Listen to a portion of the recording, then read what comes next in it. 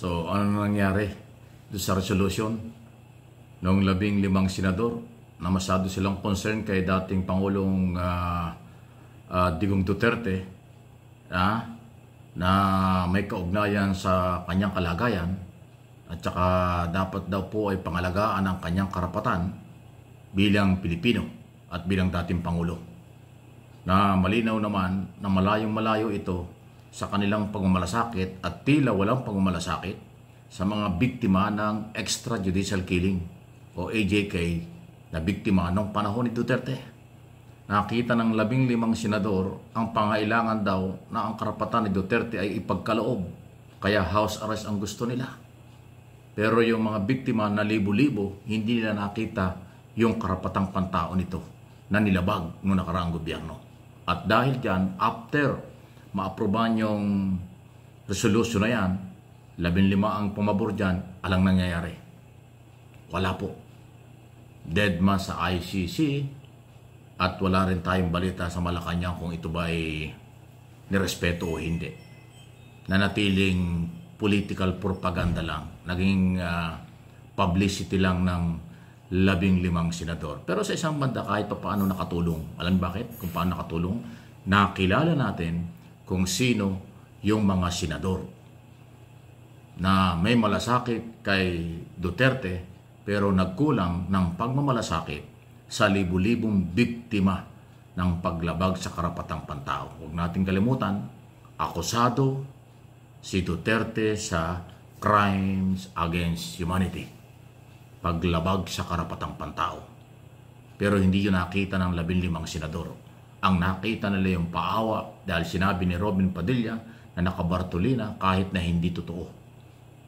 Yung paawa ng mga senador, Duterte senador, pinaniwalaan ng ibang senador, kaya walang nangyari.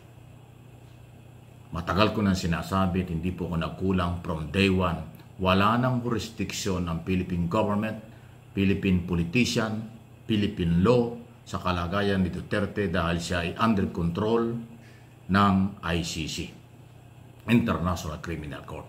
Siya yung mga ngalaga sa kalusugan, seguridad, pagkain, medicine at lahat ng pangailangan ni Duterte. Kaya nga sabi, ang kanya namang kulungan ay parang country club. May magandang bed, may magandang kwarto, nakakapag-exercise pa, nakakapag-telepono, maayos ang pagkain, maayos ang seguridad. Hindi totoo na parang kulungan sa Pilipinas ang kalagayan. Yan ay ginawa lang ng mga senador na sinasabing aping-api. Kawawang-kawawa si Duterte, fake news yun, hindi yun totoo. Ang aping-api at kawawa ay ang libu-libong Pilipino na biktima ng tukang, walang due process, katok sabay puto, tapos tumba. Yun ang kanilang ginawa. Yan kasi ang mahirap eh. Akala nila ang kapangyarihan ay panghabang panahon. Akala nila ang kapangyarihan ay habang buhay. Hindi nila alam na lahat ay temporary lang. Ngayon sila ay nakakaranas na. Dahil yun naman ang parte ng due process.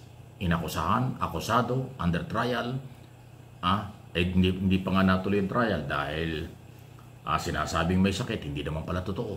O hindi lumalabas ngayon sila ang nagdi-delay ng trial ng pagkakataon na kailang maidepensa ang sarili. Kasi yung trial sa ICC, yan ang tamang pamaraan para maipagtanggol ni Duterte ang kanyang sarili tungkol sa akusasyon sa kanya ng mga Pilipinong biktima na nagfile ng kaso mula pa noong 2017. Halos mag-iisang dekada na. Na-schedule po yung trial ng September 23, hindi natuloy. Dahil yung mismong abogado ni Duterte ang nag-postpone or nag-request na i-postpone. So sila yung nagdi-delay ng paghahanap ng katarungan sa dating Pangulo. Tapos nakasakay yung mga politikong senador sa Pilipinas, wa-effect. Kasi ngayon, hindi na pinag-uusapan. Ang pinag-uusapan ngayon gusto na magpalit ng liderato. Ay akala naman nila, pag magpalit man ng presidente ng Senado, magbabago ang buhay natin. Wala rin. Kasi sila naman po ay mambabatas lang, tagagawa lang kayo ng batas.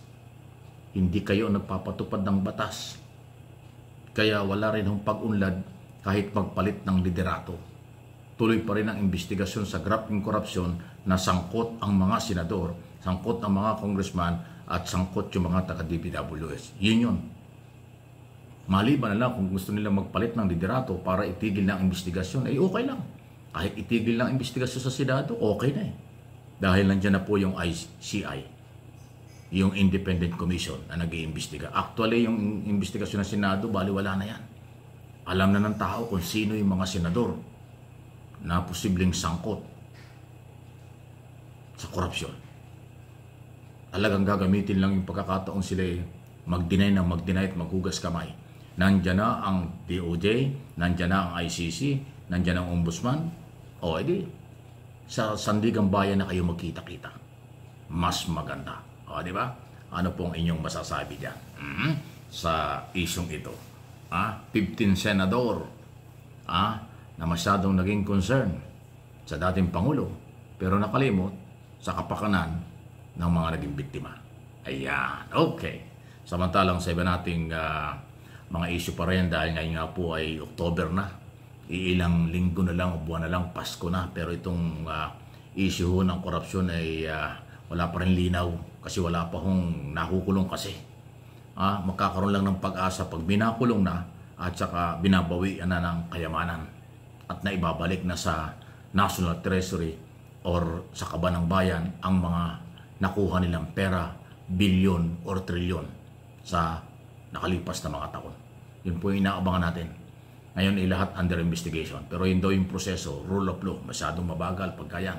Ako naniniwala na merong authority sa ilalim ng presidential system at 1987 Constitution, magagawa ng Pangulo ang kanyang dapat gawin kung gusto niyang magpakulong kaagad-agad. Ilang beses ko na sinabi yan pero inuulit ko.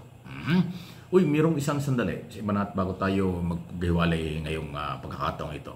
Uy, mukhang nagbabakbakan si Jose Castro at saka si Chavez Singson. Pinatulan na ni Chavez Singson si Castro at si Castro naman hindi rin tumitigil dahil siya yung tagapagsalita ng Malacanang. Ayan o. Tingnan natin. Parang galit na si Chavez Singson. Tinawag na attack dog eh. Grabe ha. Attack dog daw si Jose Castro, sabi ni Chavez Singson. So pumapato na sa babae si Chavez Singson. Kasi ako naman, ang tingin ko, si Castro ay nagsasalita in behalf of the President. Pero sa tingin ko rin, sa aking personal na opinion, baka naman sumusobra. Hindi ko kinakampi si Chavez Singson. Kaya lang sa lahat to ng mga atake na ginagawa, kahit nga tinatanong lang siya ng media, alam mo, pag tinanong ka ng media at sumagot ka at nagbigay ka ng ibang opinion or bumatikos ka, talagang lalaki yung istorya. Ang tanong, yung bang tanong ng media, yung ba ang sagot ng presidente o sagot lang ni Castro, magkaiba yon. Kasi pag ikaw ay spokesman, tagapagsalita ng Pangulo, dapat ang lahat ng sasabihin mo yung sinabi lang ng Pangulo.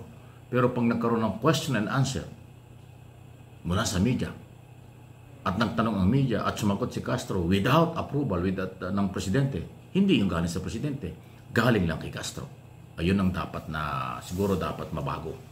Kaibigan ko si Jose Castro, kaya lang ho, paalaala lang, baka po medyo sumusobra, bawas-bawasan po ninyo. Alam nyo, kahit tinatanong ka ng media, pwede ka naman mag-no comment muna. Kasi ang importante, yung tanong ng media, iparating mo sa Pangulo. At ngayon, kung anong sagot ng Pangulo, yun ang sasabihin mo.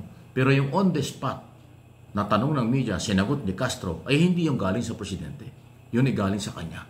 At yun ay may malaking epekto o masamang epekto sa pangkalahatan sa labas ng Malacanang. Parang korte, pag ikaw ay spokesman ng korte o kaya ay clerk of court ng korte, ang babasahin mo lang yung desisyon, walang interpretation, walang opinion, walang kung anumang sasabihin. Basahin mo lang yung desisyon, tapos na. Ano man ang question and answer, no comment ka na. Kasi trabaho mo lang yun. Pero pag nagbasa ka ng mga istorya, tapos na yung mga istorya, bigla kang tinanong. Tapos yung tanong sinagot mo, abay galing sa iyo yun, hindi yung galing sa Pangulo. Iba yun ha. Maging maingat. Mahirap yan.